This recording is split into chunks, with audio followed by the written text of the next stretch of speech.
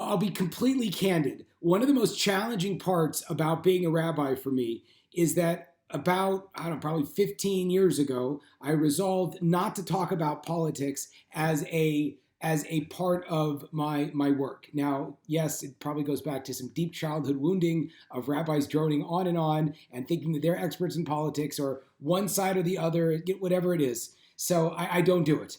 And I don't, I'm certainly not going to start now. This is back before things were as contentious, nearly as contentious, or not nearly as contentious as they are now. But I'm going to share a thought on the Torah portion that might or might not be relevant. But since you don't know which way I'm going, please don't think that I'm doing some veiled attempt to vote for somebody. I'm not.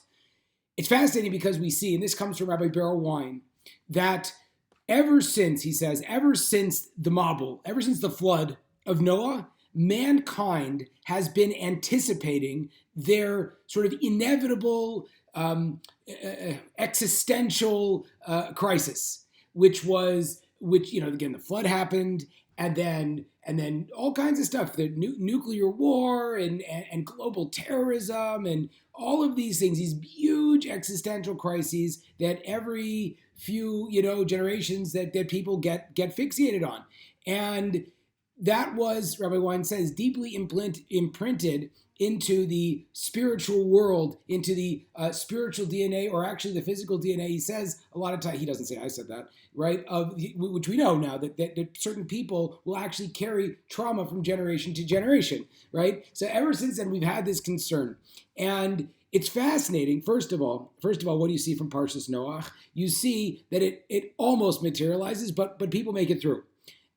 Other than that, you're like, well, that's terribly reassuring, right? But there's a fascinating idea that we see right after. And again, it's like very interesting because in this week's parsha, there's like so much. You're like, oh, slow down. And then you get to next week's parsha, the same thing. So you have the flood, and then you have this weird random generation that builds this tall, I'm thinking like that one in UAE, this tower to the sky to take on God, and we don't need God, and we have all the control in the world. So it's very fascinating because, again, nothing political. There are ideas that we have where there's an existential crisis, and we freak out about it, and that's just part of life. And if we solve this crisis, there's going to be something else. And it's really interesting because these crises are so big, you can't really stop it. It's like you might try to do a little bit, but it's like it's going to affect the whole world, right? And on the flip side, usually what happens is after we consider these things, we try to do things where we almost like walk God out of the picture. Like we don't need God because we can build a really big tower and we'll be fine. Thank you very much.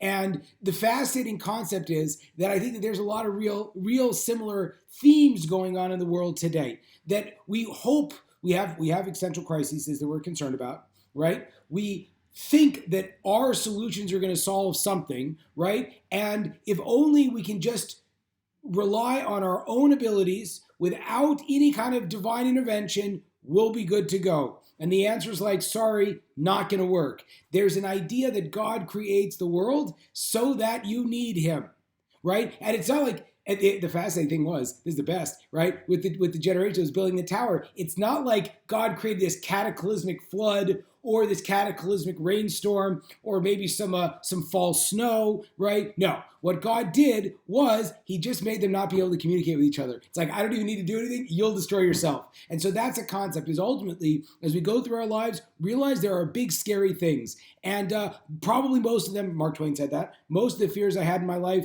were about things that didn't happen.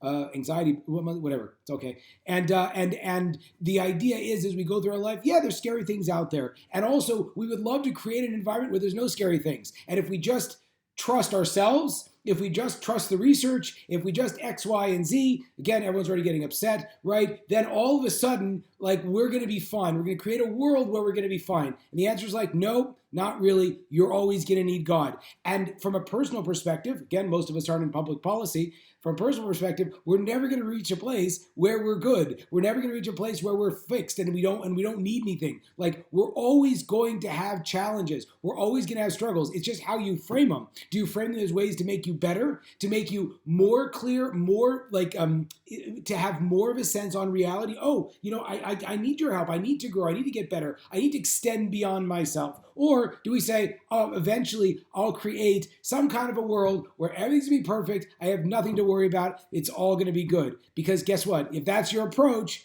well, good luck with that. Let's see how it goes.